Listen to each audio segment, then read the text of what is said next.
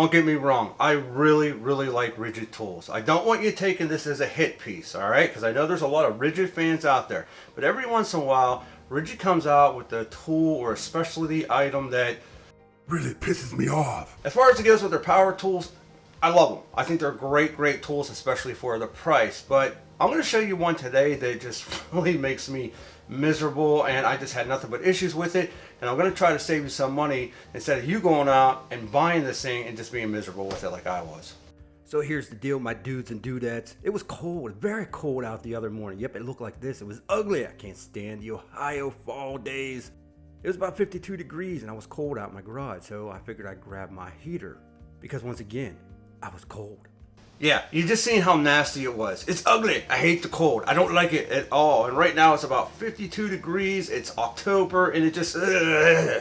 So last year I went out and bought one of these. Yeah, that's right. One of those newfangled Ridgid portable heaters that took propane. You see them at the Home Depot all over the place. It's a really good seller, actually. I mean, it's a Ridgid tool, so it should hold up, right? It should keep you real nice and toasty out in the garage or the shop. And because they're sold at the deeps, you would think that, well, they're probably going to last you a long time. Well, I guess you can call this a 2-year later review.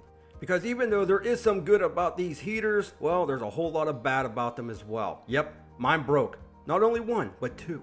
Broke. Let's get into it. And when I say broke, I don't mean just broke. I mean doesn't work anymore. Didn't ignite, couldn't keep the ignition button in. I had to get rid of it. Matter of fact, I sent it back for the warranty. And then when they sent me a new one, literally a week later, the same thing happened. A week! Now here is the issue when it comes to these heaters. It's not build quality when it comes to the metal casing or anything like that. No leaks, everything was fine. The battery worked fine, all that stuff. You know, you could plug this thing in and you could put your battery in. It was real nice. Again, it was a very portable freaking heater. That's what was cool about it. But there's one flaw with these heaters, and that is the on and off button and the ignite button. Now, I'll explain to you in more detail, but let me blabber a little bit more. Now, I'm going to tell you, I was actually really excited about this thing being a dual power supply. You could take it fishing or camping, or you could work outside without having to worry about running an extension cord. It was really cool. That's the reason why I bought this thing. Now, before we get into the negative, let me talk about a couple of the positives. The first one was what we already talked about. It was really portable. You can run it off the battery. You got a couple hours off of it. That was cool. The other thing I really liked about this heater was it burned clean. It ran on propane, and you didn't have to worry about all of the dampness. You didn't have to worry about a horrible smell from the diesel or the kerosene. And believe it or not, for the size of this thing, it was actually pretty damn powerful. It would heat up my 12 by 60 shed or garage or workshop, whatever you want to call it, in a matter of minutes. So I didn't have any issue with that. But that is where all the good stopped and the bad begins. And that's basically it. The rest is crap. Now you can hook this up to the propane tanks. And that was what was nice. I used 5-gallon propane tanks, but they really sucked down the propane, and I was always getting new propane. That really started to add up in price. Not to mention it was a pain, but the biggest issue was, well, right here. This panel, you got your power button, and then you got your ignite button. Now on the first unit, the issue that I had was when you pushed in that ignite button, it wouldn't stay in. You actually had to put some type of stick or pole or something in there to keep it in there. If it released, it shut the igniter off. It was a real pain in the butt. So I called them up and the warranty covered it. They sent a new one. And mind you, I only had this thing for about a month or two before I did that. So the new one come in, the igniter worked fine for about a week. Then this one, which is the new one, the igniter went out, and so did the power button. You can't push anything. Everything's locked up.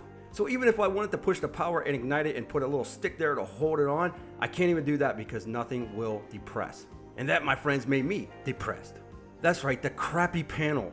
So when I tried taking it apart and fixing it myself, well, that was no good. Then when I called up Ridgid and said, hey, could you send me over a replacement part? Nope, they don't even have them.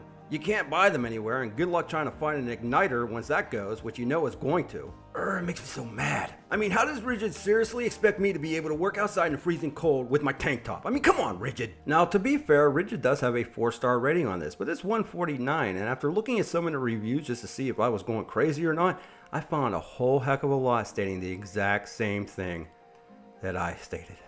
And the worst part about it is, it's not even happening after a year or two. It's bought it 2 days ago. Spent a couple hours trying to get it to work. Would not stay lit. Only lasted a week. Won't stay lit. This is a $149 unit. So I would expect it to work marvelously within the next 3 years at least. But I'm sure I'll probably get a few that says, oh, this was perfect and you don't know what you're talking about. Well, give it a couple more days. Listen, when these two units worked, I mean, you know, the whole 1 week for both, it was a great heater. I mean, it heated up the shop. It was easy to use. I loved that it was portable. They are just not built well. I went out and bought a Dyno Glow and I have not had any issues with it at all. And not only do they stop working, because you're always going to have maintenance, you just can't find the parts. And for them to only last a couple days, that is ridiculous. Now, what I am assuming is the reason why they have a 4-star review on their site is because once you write a review on the Home Depot, you can't really take it down. So these could have been reviews of somebody that only had this for a few days, wrote the review, they really liked it, and all of a sudden it broke on them, they couldn't go back and change it. But I'll give them the benefit of the doubt. Maybe there are some units out there that are still working perfectly fine. I just highly seriously doubt it. And why did I do this video? Well, because that's what we do here. I'm trying to save you some money from a product that's probably not going to work all that well. And don't get me wrong, again, I love Ridgid Tools, just not this one. So what I would say is stay far, far away.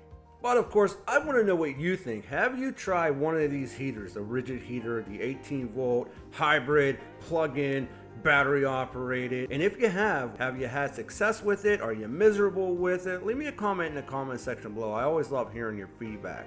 Now, if you're not subscribed, hit that bell notification, get subscribed so you don't miss out on any more videos like this. And before we go, I want to give a shout out to the TRZ members. Yep, here they are. Here we go. Charlie, Tom, Levi, Amos, Ohio Power Tool, which really actually has a lot of tool sales. So go check them out. Don the General, Sean, Matt, Thomas, Benjamin, Jerry, Jason, J-Man, and King of the Creeks. Me again, Dave, and Mr. John Rice. Listen, I appreciate you all supporting this channel. We couldn't do it without you, so thank you for being members. And with that, we'll be back with more videos soon.